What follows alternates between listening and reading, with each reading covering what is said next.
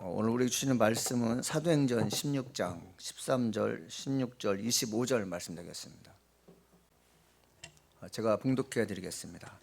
안식일에 우리가 기도할 곳이 있을까요? 문 밖 강가에 나가 거기 앉아서 모인 여자들에게 말하는데, 16절, 우리가 기도하는 곳에 가다가 점치는 귀신들 여종 하나를 만나니 점으로 그 주인들에게 큰 이익을 주는 자라. 25절 말씀입니다. 한밤중에 바울과 실라가 기도하고 하나님을 찬송하며 제수들이 듣더라. 아멘. 오늘 예배에 참석하신 분들에게 하나님의 의로와 평강이 간절히 소망합니다. 오랜만에 오신 두 분 집사님도 계시는데 반갑습니다. 다음 주부터 예배가 정상화되는데요, 여러분 이 일을 위해서 마음을 모아 힘쓰기를 간절히 소망합니다. 영적인 도전이 새로 시작될 것입니다. 그동안 저희들의 믿음 상태가 어느 정도인지 코로나를 통해서 다 드러나게 되었어요. 나는 믿음이 얼마나 좋은가, 내가 과연 예수와 함께 살고 예수와 함께 죽는지에 대해서 나 자신에게 물어볼 수 있는 좋은 기회인 것 같습니다. 이는 성도뿐만 아니라 저 또한 목회자도 똑같은 것 같습니다. 다음 주부터 있게 될 예배를 통해서 큰 은혜가 있기를 간절히 소망해 봅니다. 오늘 제목은 기도한 일이 왜 이렇게 중요한가라는 제목으로 하나님 말씀 증거하도록 하겠습니다. 그러니까 뇌의 무게가 1.4kg이라고 합니다.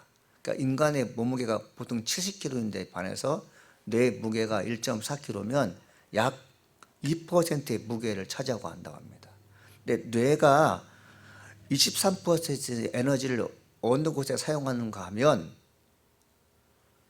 먹는 데 사용한답니다. 무엇을 먹을까를 고민하는 데 많이 사용하는 거죠. 그래서 뇌가 하는 일은 식욕을 조절하고 통제하는 일에 많이 사용하게 되죠.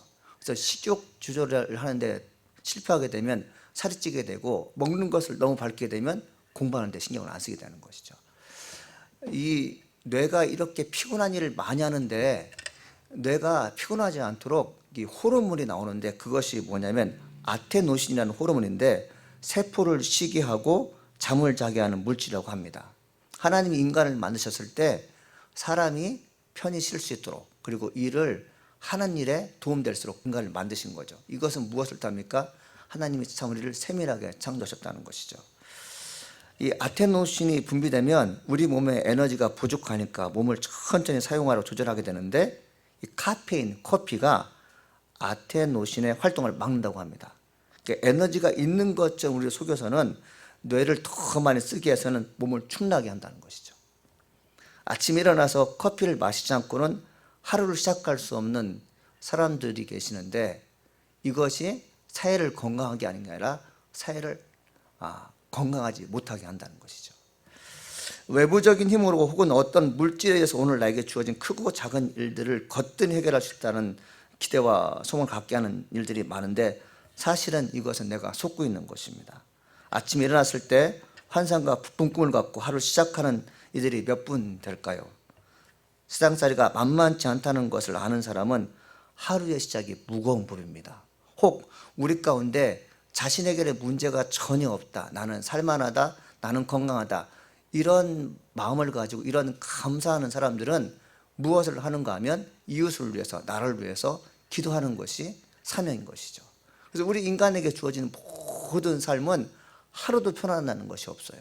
늘 마음속에 고민이 있는 것이죠. 그 고민을 누구에게 털어놓을까를 고민하는 것 또한 우리의 큰 숙제가 되겠습니다. 시편 5편에는 다윗의 기도가 들어있습니다. 그 내용 전체를 보게 되면 다윗이 살해 위협을 받습니다. 하루하루가 너무 고통스러웠을 때 그가 왜 고통스러운지 10가지로 나와 있어요. 첫째는 뭐냐면 오만한 자들이 있었습니다. 이 오만하다는 말은 태도나 말씨가 건방지거나 거만한 행동을 취할 때 행동입니다. 주변에 이런 사람을 만나게 되면 불안합니다. 회사 직장 상사나 혹은 매일 만나는 사람이 오만한 태도를 갖고 있다면 어떻겠습니까? 둘째로 행악자들입니다. 주변에 착한 사람이 없어요. 셋째, 거짓말한 자들입니다. 넷째, 피 흘리기를 좋아하는 사람이죠. 합력하고 타협하는 것을 원치 않고 피를 흘려야지만이 마음이 편안한 사람들, 직성이 풀리는 사람들이 다윗 주변에 많았어요. 다섯째는 속이는 사람들입니다. 하나님을 속이고 사람을 속이는 일로 가득 찼죠. 여러분, 주변에 속이는 자가 있으면 어떻습니까? 이 거짓말한 자가 있으면 어떻습니까?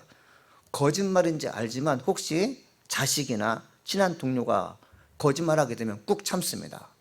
어떤 사람들은 언제 고발할까를 늘 고민하게 되는 것이죠. 여섯째는 성실함이 없습니다. 충성심이 없어서 늘 타인에게 일을 전가시키는 사람들이 있었다는 것입니다. 일곱째, 심중이 약한 것이죠. 이 마음이 약한 사람들이 다윗 주변에는 가득했어요. 그리고 여덟째는 목구멍이 열린 무덤인 자들이 많았습니다. 이 매장, 목구멍이 열린 무덤, 무덤은 뭡니까? 모든 것을 다 매장하거든요. 착하든 좋든 다 매장하는데 이 무덤에는 깨끗한 사람, 정상적인 사람, 살아있는 사람 묻지 않습니다. 죽어서 썩어져 나는 냄새를 묻게 되죠. 목구멍이 열린 사람이란 누굴 뜻하냐면 욕심이 가득한 사람이에요. 더럽든 추웠든 상관없습니다. 다 갖는 것이죠. 그들에게는 남을 배려하고 사랑하는 마음이 없습니다. 무정하죠. 그래서 그런 사람들이 내 주변에 있다면 하루도 편할 날이 없는 거죠. 아침 일어났을 때 누군가 나를 향해서 내 목을 쥐거나 또 아침 일어났을 때 빚쟁이가 나를 괴롭히는 그 사건으로 가득 찬다면 이것은 무엇입니까? 주변이 열린 무덤으로 가득한 사람들이. 다윗이 그런 사람이었어요. 그다음에 아홉째는 무엇이냐면은 혀로 아첨하는 사람들이었습니다. 뭘까요? 교활한 거죠. 나만 살기 위해서 거짓말로 나를 포장하고 다른 사람은 다 나쁘다는 일들이 주변에 벌어지는 것이죠. 여러분, 이런 사람이 주변에 있으면 또 힘든 것이죠. 마지막으로 열 번째가 뭐냐? 하나님을 배반하는 사람이었어요. 가장 무서운 사람 중에 하나가 하나님을 배반하는 거죠. 평상시에는 모르는데 정말 하나님의 영광을 위해서 살고자 애를 쓴 사람이 많이 모였는데 누군가 하나가 하나님의 말씀을 배반하게 되면 그 신앙 공동체가 매우 어려워지게 되는 거죠. 우리가 만일 이 10가지 중에 한두 가지만 우리에게 포함됐어도 아침에 일어나서 새로운 날을 사는 것이 힘든 법입니다. 그런데 다윗은 10가지가 됐어요. 아마 다윗은 아침 일어나서 이불을 개고 방문을 여는 것이 매우 힘들었을 거예요. 그런데 다윗은 그 어려운 모든 문제를 제쳐놓고 가장 먼저 한 것이 무엇인지 아십니까? 하나님께 기도하는 것이었습니다. 시편 5편 1절 3절에 이렇게 써 있어요. 여호와여, 나의 말에 귀를 기울이사 나의 심정을 헤아리소서. 나의 왕 나의 하나님이여, 내가 부르짖는 소리를 들으소서. 내가 주께 기도하나이다. 여호와여, 아침에 주께서 나의 소리를 들으시리니 아침에 내가 주께 기도하고 바라리이다. 성경의 주요 인물들은 기도의 삶이 시작이었습니다. 그것이 모범적으로 보여지게 되는 것이었죠. 오늘 본문의 주인공 역시 누구입니까? 바울입니다. 바울이 빌립보 지역을 전도하면서 사람을 만나게 돼요. 그 사람을 만나면서 위안을 주고 편안을 주고 그런 좋은 관계를 맺게 되는데, 바울이 만나는 사람이 어떤 사람인지, 그리고 바울은 그들에게 어떤 행하는지 오늘 사도행전 16장에 나와 있죠. 이 바울은 첫째, 평안과 위로를 주는 자를 만나게 됩니다. 이 바울이 빌립보 지역을 전달하 다닐 때 두아디라 지역에서 온 루디아를 만나게 돼요. 그는 여인이었습니다. 옷감 장사였어요. 하나님을 잘 섬기는 사람이었습니다. 그가 바울을 만나면서 예수 그리스도의 복음을 듣게 되면서 크리스찬이 되죠. 그러니까 루디아가 왜 중요한가 하면 유럽 여인 중에 최초의 크리스찬이었어요. 어마어마한 여인이에요, 사실요. 지금 유럽이 전 세계에서 미국 제외고 가장 잘 사는 나라가 유럽이잖아요. 그 유럽이 영적으로나 정신적으로나 모든 면에서 세계를 지배할 수 있는 강력한 나라, 종교개혁의 발상지, 산업혁명의 발상지, 그리고 모든 정보통신의 발상지, 세계에서 가장 비싼 자동차를 만드는 그 유럽이란 나라, 그리고 세계에서 가장 먼저 도성을 만든 그 유럽의 나라의 정신적인 토대가 됐던 크리스찬이 바로 누구냐면 루디아였어요. 대단한 거잖아요. 그러니까 만만히 볼 여인이 아니죠. 그 여인이 어떤 사람이었냐면 두아디아 사람이었어요. 그러니까 두아디라는 거짓과 악행이 가득한 곳이었습니다. 우상 숭배하는 곳이었어요.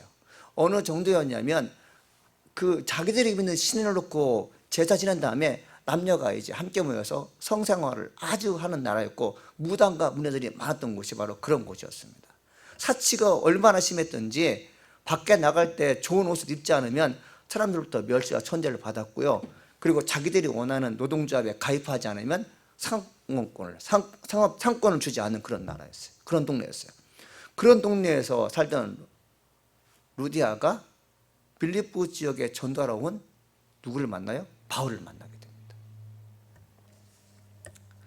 이 바울을 만나고서 그가 한 일이 무엇입니까? 자기 집을 기도처로 삼았어요. 그러니까 두아디라 최초의 교회가 어디입니까? 바로 루디아의 집이었어요. 바울은 매를 맞고 감옥에 갇힌 후 풀려나게 됩니다. 그가 찾아온 것도 루디아의 기도처였어요. 여러분, 제가 질문하겠습니다. 여러분 정말 힘들고 어려울 때 맨 처음으로 생각나는 사람이 누구입니까? 찾아가고 있는 집이 어디입니까? 여러분, 그분들은 어떤 계기로 만난 분들이에요? 바울이 힘들고 어려움에 처했을 때 평안을 얻고자, 위안을 얻고자, 힘들고 지친 영혼을 회복하기 위해서 처음 찾아간 집이 루디아의 집이었어요. 여러분, 루디아를 만나는 계기가 언제입니까? 사도행전 16장 13절 이렇게 써 있습니다. 안식일에 우리가 기도할 곳이 있을까요? 문 밖 강가에 나가 거기 앉아서 모인 여자들에게 말하는 데 돼 있어요. 바울이 빌립보 지역에서 복음을 증거하다가 안식일이 된 거예요. 그래서 기도처를 찾은 것이죠. 그래서 동네 여인들에게 우물가에서 빨래를 하고 있든지 아니면 여기저기 모여서 수다를 떨고 있든지 했겠죠. 근데 그 여인들에게 내가 기도하고 싶은데 기도처를 찾고 싶습니다 라는 말을 들었을 때 루디아가 우리 집으로 오십시오 알았다는 거죠. 그러니까 정말 유럽 사회를 변화시킬 수 있는 최초의 크리스찬 여성이 언제 만났어요? 바울과 실라가 기도처를 알려달라고 했을 때 만난 것이죠. 사랑하는 여러분, 우리의 모든 인생의 시작이 기도로부터 시작될 간절히 소망합니다. 별거 아닌 것 같지만 하나님께서 연결시키는 사람은 기도하는 사람들이에요. 좋은 사람을 만나기를 원하며 또 내게 도움을 주고 도움받고자 하는 사람을 원한다면, 평생 나에게 힘과 격려를 주는 사람을 만나기를 원한다면 기도할 때 하나님께서 열어주는 것이죠. 하나님은 우리가 어떤 문제를 갖고 있는지 아십니다. 마태복음 6장 8절에 구하기 전에 너희에게 있어야 할 것을 하나님 너희 아버지께서 아십니다. 아멘. 여러분이 무엇이 필요한지 누가 알고 계신다고요? 하나님께서 먼저 아신다고 말씀하셨어요. 제가 어제 이 말씀을 묵상하는데 새롭게 들리는 거예요. 아, 하나님이 참 좋으신 분이구나. 내가 필요한 것을 먼저 아시는구나. 내가 필요한 것을 먼저 아신 하나님께 내가 믿음이 있음을, 하나님께 날 도와주시는 것에 대해서 감사하다는 표현을 무엇으로 합니까? 기도하는 것으로 표현하는 것이죠. 빌립보서 4장 19절 말씀입니다. 나의 하나님이 그리스도 예수 안에서 영광 가운데 그 풍성한 대로 너의 모든 쓸 것을 채우시라. 아멘. 뭐라고 말씀하셨어요? 여러분이 갖고 있는 모든 어려운 문제, 그 모든 문제를 주께서 채우신다고 말씀하셨어요. 여러분, 건강하지 못한다는 것은 신체에 뭔가 결핍된 것입니다. 영양실조는 먹을 것을 못 먹은 거잖아요. 하나님께서 평소에 여러분들에게 먹을 것을 채우셨기 때문에 건강한 거죠. 정신이 건강해서 사람들을 가르치는 지식이 있다는 것은 하나님께서 에게 지식을 주셨기 때문에 나눠줄 양이 있는 것입니다. 근데 우리는 이 땅에 살면서 내가 할 일이 무엇인지 하나님이 알고 계시며, 내가 할 일에 대해 주님께서 채워주신 날 믿는 사람들은 뭐 하는 사람이요? 하나님께 감사하는 동시에 기도하는 사람입니다. 믿습니까? 이건 매우 우리에게 필요한 시간이 되었어요. 코로나 시간에 우리가 모든 역경 상황에서 여러분을 채워주셨고 여러분에게 도움 주셨던 것은 무엇입니까? 하나님께서 여러분들에게 필요한 것을 아셨기 때문에 그렇습니다. 하나님께서 내가 필요한 것을 아신다는 믿음을 갖게 되면 불안하지 않아요. 그런데 하나님께서 내게 필요한 것이 무엇인지 알고 계신다는 것을 까맣게 잊어버리고 세상을 바라보는 그 순간 내 마음에 어떤 범인이 생기냐면, 어디에서 돈이 오지? 어디에 가면 나를 도와줄 사람이 찾지? 이것으로 고민한다고요. 그러면서 인간은 말할 수 없는 불안함이 찾아오기 시작하면서, 갈등이 찾아오기 시작하면서 하나님께 기도하는 걸 잃어버리게 되죠. 힘들고 어려움에 처할 때 도움을 주고 도움 받을 수 있는 사람은 누구입니까? 기도할 때 가능한 것입니다. 아침 일어나서 기도하길 간절히 소망합니다. 두 번째, 진정한 자유를 주는 하게 됩니다. 바울이 지역성을 하던 중 귀신 들린 여종을 만나게 됩니다. 귀신에 붙들린 여종은 사람의 운세를 봐주냐 탁월했던 모양입니다. 여종은 자유가 없어요. 자기가 무당이 되어서 신기가 들려서 사람의 운세를 봐주면 돈을 많이 벌 거잖아요. 근데 종은 자유가 없기 때문에 누구에게 붙잡혀요? 그 주인에게 붙잡히게 됩니다. 성경은 한 주인이라고 얘기하지 않고 여러 주인에게 붙잡혔다고 되어 있어요. 그러니까 그 여인을 가지고 장사하는 것입니다. 정상적인 사람이라면, 이웃을 사랑하고 하나님을 사랑하는 율법의 강령을 철저히 믿고 있는 크리스찬이라면 귀신 들린 여종, 귀신 들린 자녀를 어떻게 할 거예요? 고치려고 애를 쓸 것이죠. 그런데 악랄했던 그 지역 주인들은 그 여종을 이용해서 돈벌이를 하게 됩니다. 이 귀신이 그 여종을 움직이는데 그 여종의 입에서 어떤 말이 나오게 되면 이런 말을 하게 됩니다. 지극히 높은 하나님의 종으로서 구원의 길을 너에게 전하노다 얘기하게 돼요. 바울을 향해서 얘기하는 거죠.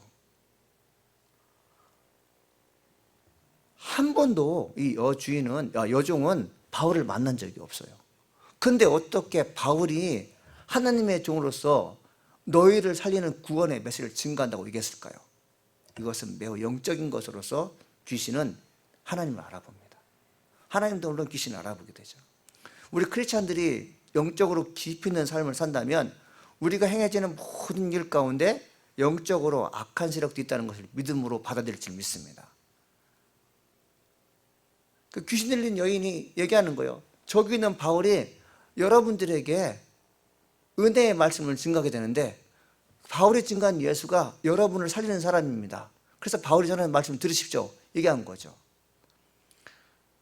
다른 사람이 얘기하면 받아들일 거예요. 그런데 무당이잖아요. 귀신 들렸잖아요. 그러니까 이 여인의 말을 사람들이 어떻게 들어요?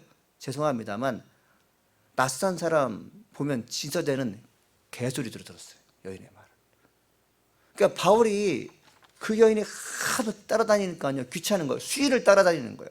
그러니까 바울은 큰 소리로 주 예수를 믿으라. 그러면 너와 내 집이 구원이라. 그렇게 큰 소리로 선포하자는데 무당이 따라다니면서 예수 믿으십시오. 예수 믿으십시오. 그런 일이 벌어지는 거죠.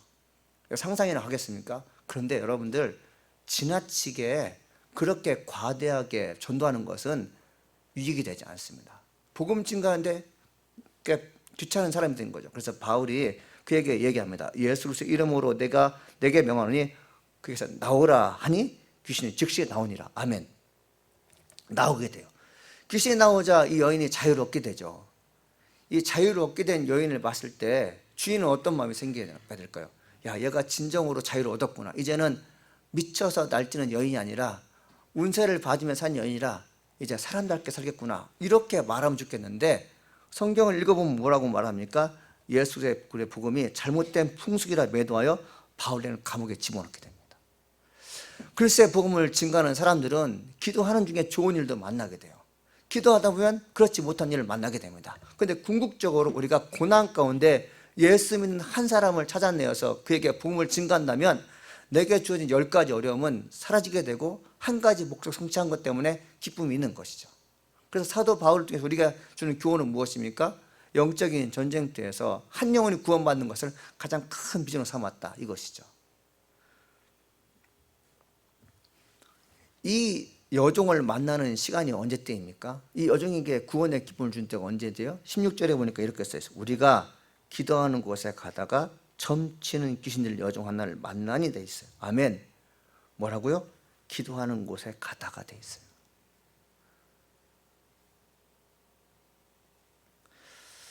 하나님은 누구를 통해 진정한 자유와 기쁨을 주십니까? 기도하러 가는 자에게 주십니다. 기도하러 가는 중에 환상을 보기도 합니다. 영감을 얻어 사업 구성을 합니다. 병이 치료되는 사건도 경험하게 됩니다. 어떤 사람은 사랑하는 사람도 만나게 됩니다. 도움이 필요한 사람도 만납니다. 도움을 주기 위해 찾아오는 사람도 만나요. 믿습니까? 기도하러 가십시오. 기도하러 방으로 가십시오. 기도하러 여러분 지역교회 찾아가십시오. 기도하러 여러분 찾아가십시오. 그때 하나님께서 만나주시는 거죠. 이 놀라운 감격이 우리에게 주어지는 거죠. 하나님께서 기도할 때 너가 도움 줄 사람이 있다라고 음성을 줄 때가 있어요. 또 어떤 사람은 기도할 때 네가 도움을 주고자 찾았던 사람이 만날 것이다. 그래서 이렇게 합력하여 선을 이루는 것이죠. 여러분 한쪽의 일방적인 기도는 한 사람을 피곤하게 하지만 두 사람이 힘을 합해 기도하면 놀라운 일을 경험하게 될 줄 믿습니다. 그래서 합력하여 기도하는 것입니다. 누구 하나 기도하면 피곤해요.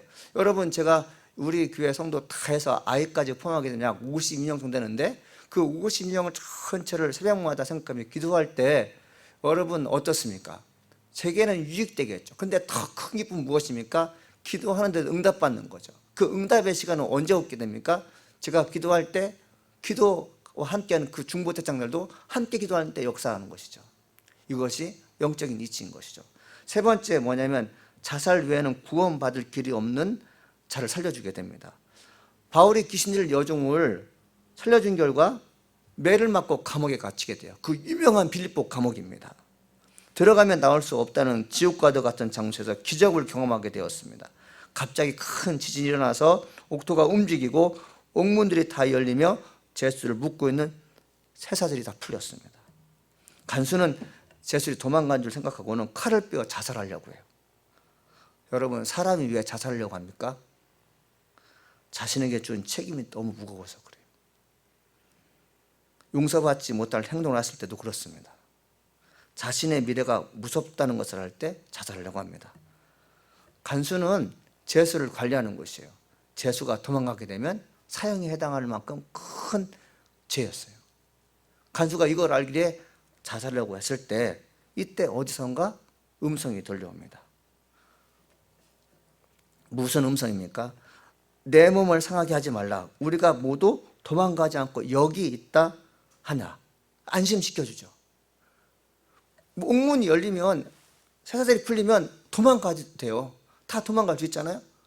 이 환경, 그러니까 지진이 일어나서 어느 정도 큰 지진이 일어나면 그 감옥 전체 칠흑같이 어둡다고 돼 있어요. 자살하려고 마음먹었을 때 어디선가 들려오는 것입니다. 우리 도망가지 않고 여기 있다 안심하라. 여러분, 바울은 그것을 어떻게 알았을까요? 나 죽을 거야! 그러면서 큰 소리로 칼을 들었을까요? 여러분, 이런 것을 상상에 맡겼지만 그 간수가 큰 소리를 지르면서 나는 더 이상 살 의미가 없다. 간수가 다 도망가서 난 죽을 것이다 하면서 큰 소리로 칼을 들어서 자기 가슴에 겨누었는지는 나오지 않지만 바울은 알았어요. 너 죽지 마라. 나 여기 있다. 안심하라. 여러분, 바울의 음성을 듣고 그 간수장이 등불을 가지고 두렵고 떨리는 마음으로 바울과 실라 앞에 무릎을 꿇습니다. 옥문이 열리고 쇠사슬이 풀리고 그러면 도망가는 것이 많은데 도망가지 않고 있다는 것은 무슨 뜻일까요? 간수가 어떤 생각을 했을까요? 이 바울과 실라는 사람은 죄가 없는 사람인데 애매하게 지금 운명을 속이는 것이다. 하나님께서 노하셔서 지금 우리를 힘들게 하는 것이다. 나는 바울이 말하는 모든 말이라는 건 다 들어야겠다 생각한 것이죠. 그러면서 간수장이 어떻게 합니까? 내가 어떻게 하면 살 수 있습니까? 그때 아주 그 유명한 말, 주 예수를 믿으라. 그러면 너와 내 집이 구원을 얻으리라. 이 말씀하신 거죠. 결과적으로 간수장은 본인뿐만이 아니라 바울과 실라를 자기 집에 초대해서 가족 전체를 세례받게 했습니다. 할렐루야. 이 놀라운 거죠. 여러분, 근데 그 사건의 기기가 언제예요? 옥문이 터지고 그리고 간수장이 죽지 않고 자살하지 않고 본인이 구원받을 뿐만 아니라 가족 전체가 세례받는 그 시작점이 언제예요? 그것이 바로 사도행전 16장 25절 말씀입니다. 한밤중에 바울과 실라가 기도하고 아멘. 기도가 모든 시작인 것이에요. 감옥에 있던 제수들이 기도수를 듣습니다. 희망 없는 공간에서 기도수를 듣고 있는 제수들입니다. 세상에 많은 그리스도인들이 뭘 해야 되는지 아십니까? 기도하는 것입니다. 세상 사람 듣고 싶은 것이 무엇입니까? 기도하는 소리 듣고 싶어요.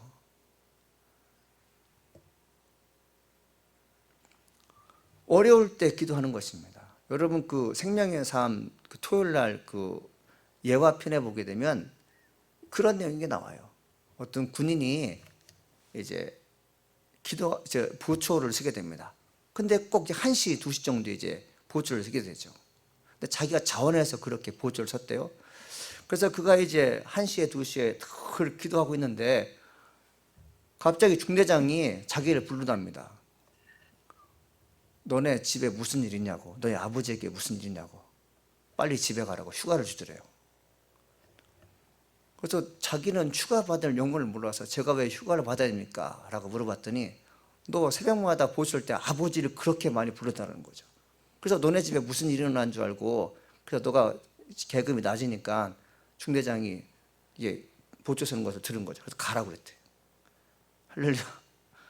여러분, 우리가 세상에 보게 되면 어처구니 없고 말도 안 되는 일이요, 기도하는 자에게 부과되는 것입니다. 그래서 기도가 참 중요하다. 참 중요한 것입니다.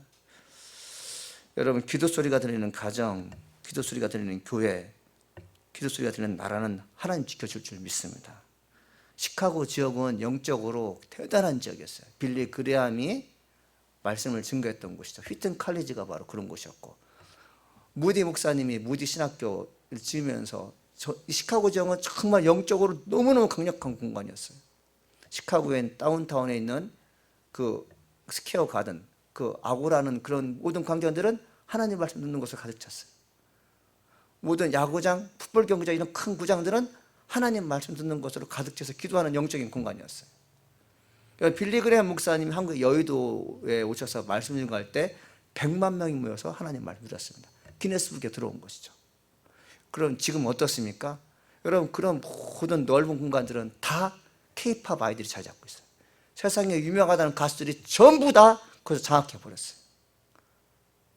옛날에는 그것이 영적인 복음의 장소였어요. 여러분, 그들이 믿는 아이들에게 있어서 어떤 존재냐면 하나님보다 더 큰 존재가 되어버렸어요. 그래서 하나님께서 첫 번째, 두 번째, 세 명이 무엇입니까? 나 외에 다른 신을 두지 말라. 너를 위해 우상을 만들지 마라. 하나님보다 더 좋아하는 것이 내 마음 가운데 있는데 그것이 우상인데 그런 자들에게는 어떤 영적인 축복도 줘줄 수 없다고 하나님께서 강력하게 얘기하신 것입니다. 믿으십니까?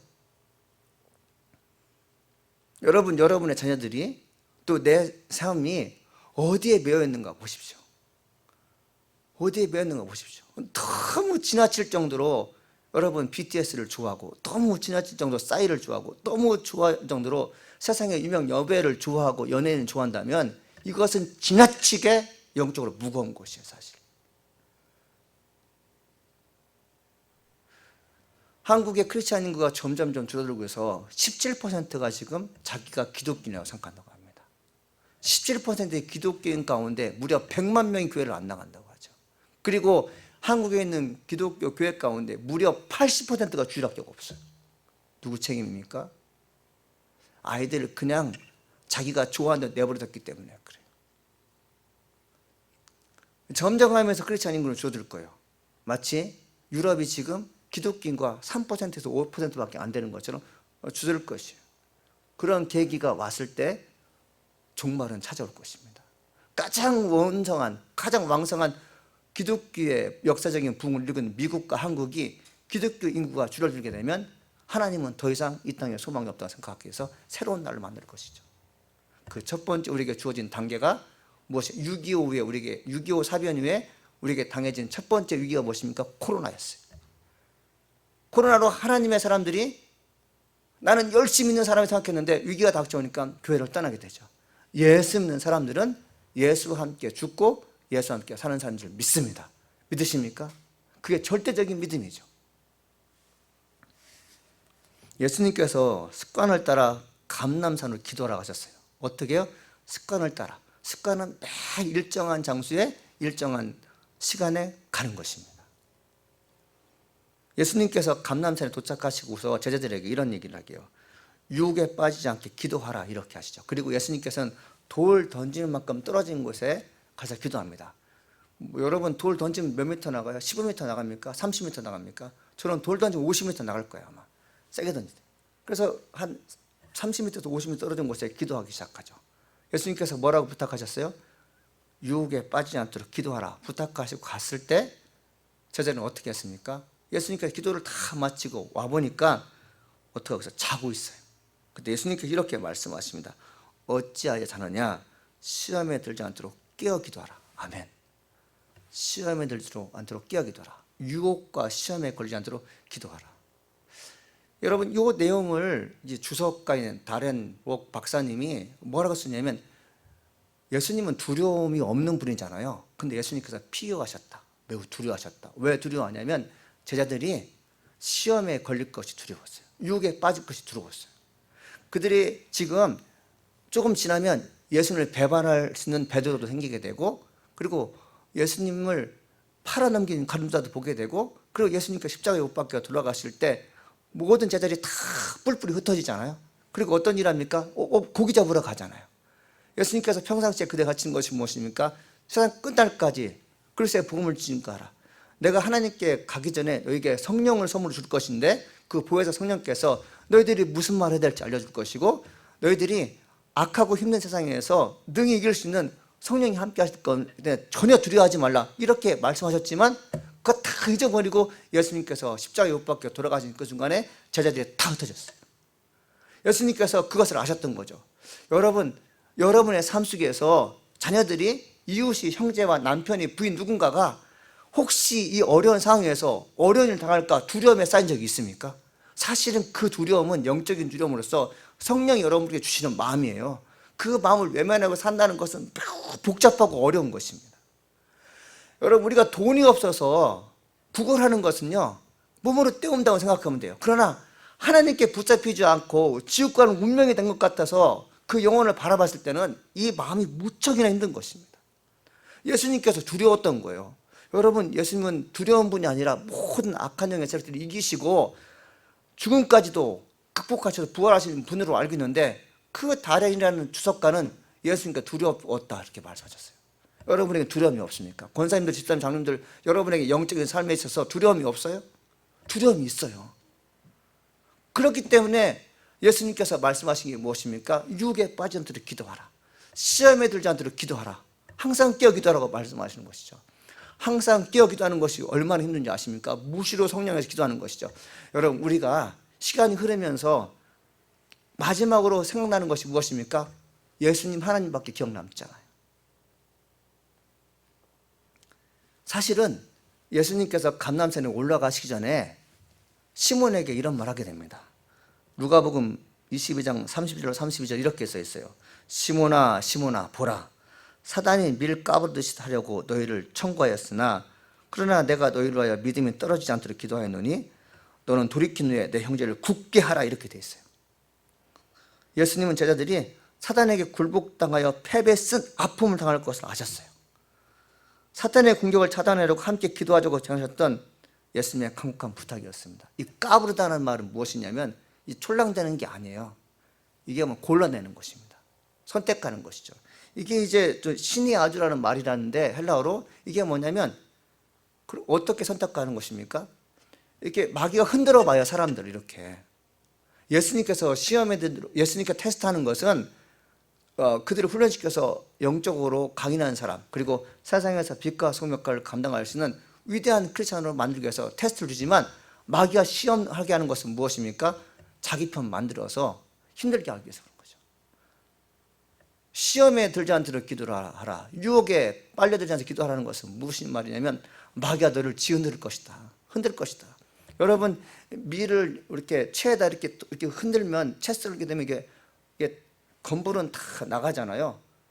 그런데 하나님께서 이렇게 채를 썰 때는 천국으로 이끌 사람을 이렇게 선택하지만, 마귀가 사람들을 이렇게 채우에 놓고 흔들게 되면 어떤 사람입니까? 하나님을 아는 것 같은데 이 사람들이 보니까 영적으로 되게 무지하고 시험에 드는 사람들이에요. 그 사람들을 데리고 와서 자기 백성으로 만드는 거죠. 근데 마귀가 어떤 사람이냐면, 사단은 시험과 유혹에 빠진 자들을 불쌍히 여기지 않습니다. 세상을 드러내놓고 이들이 바로 죄인이며 배신자라고 폭로해요. 거짓과 누명을 씌워 인간관계를 파괴합니다. 그래서 유혹에 빠지지 않고 기도하라는 거죠. 1988년도 작가이면서 페미니스트는 메리더스 모레는 신유치를 봤던 중 깜짝 놀랄만한 사실을 발견하게 됩니다.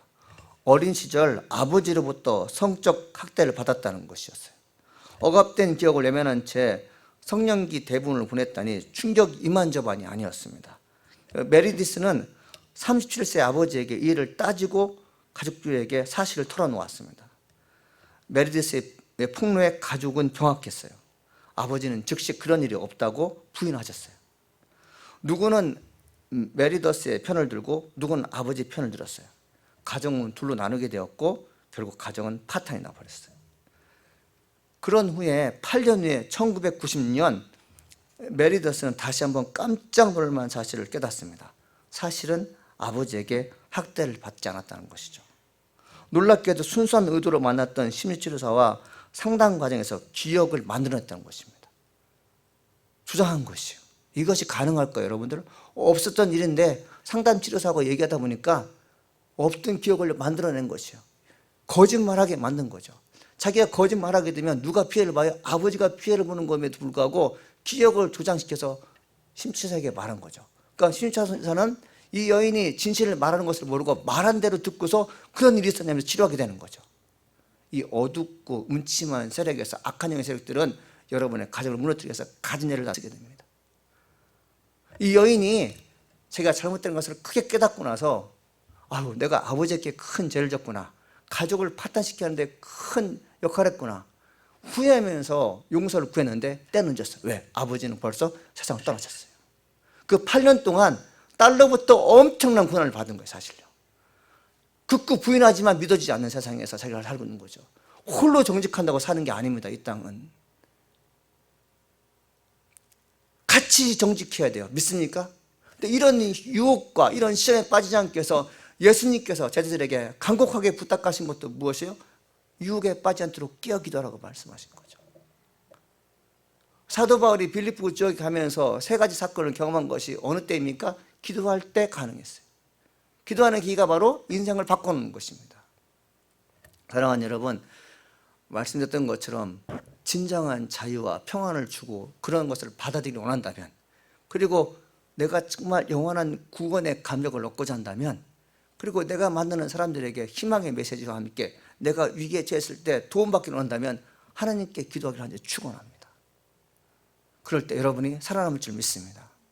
교회가 살고 가정이 살고 나라가 살기 위해서는 기도하는 것을 가장 큰 목적으로 삼기를 간절히 축원합니다.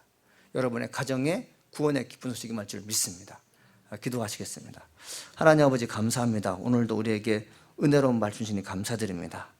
유혹에 빠져서, 시험에 빠져서 여러 가지 어려움에 빠지는 것은 악한 영이 우리를 그렇게 만드는 것임을 우리가 영적으로 깨닫게 됩니다.